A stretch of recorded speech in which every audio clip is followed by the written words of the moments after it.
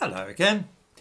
I must apologise for my absence, but YouTube suspended me for a week on the grounds that I was spreading what they described as medical misinformation.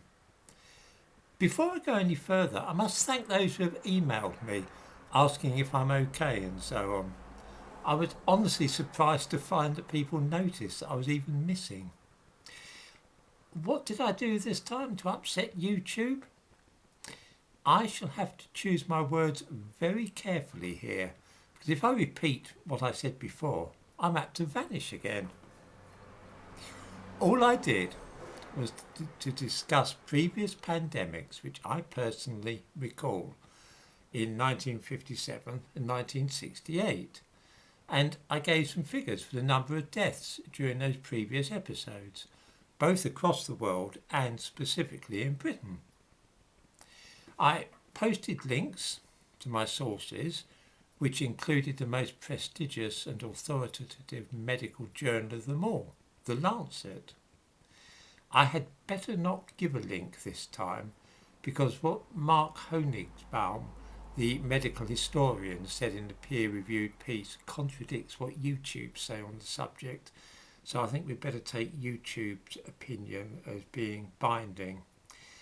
Anyone that is interested in the subject of the 1957 and 1968 pandemics, it may be found in volume 395 of The Lancet, issue 10,240, pages 1,824 to 1,826, and that's the June 13th, 2020 edition.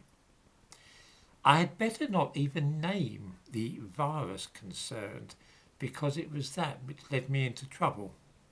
I quoted the number of deaths in Britain for the week ending October the 17th, 1968, and it was this which caused my suspension.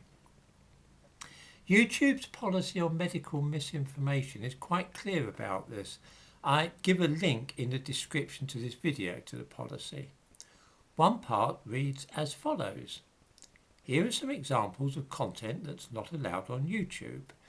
And it goes on to include claims that the death rate from the seasonal flu is higher than the death rate of COVID-19. In short, YouTube do not want people to say that any previous disease in history has been as deadly as the one which is currently in the news.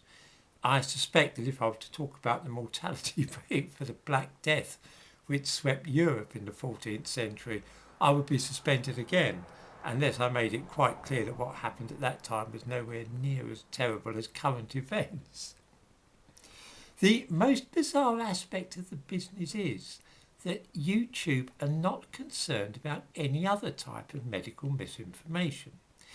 If somebody wishes to claim, to give an example, that he can cure cancer by homeopathy, YouTube are happy for this to be done.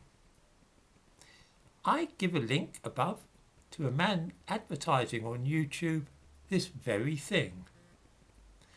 The video is actually called Homeopathic Cure for Cancer. This is astonishing for two reasons. First, of course, that YouTube will not allow anybody to discuss an article from The Lancet about a pandemic in 1968, but will cheerfully allow a man to say that he can cure cancer by quack medicine.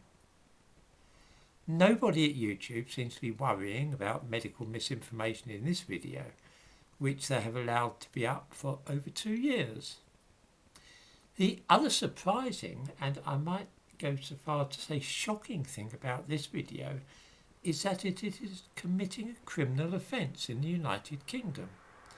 The 1939 Cancer Act, to which I also give a link above, makes it an offence to advertise a cure for cancer.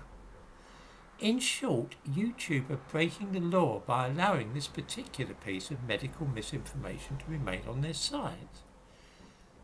This is only a brief video, and I hope to get back into the swing again soon. Once again, thank you to all those who asked after my health and expressed their concern. I am happy to say, in robust health and ready once more for the fray.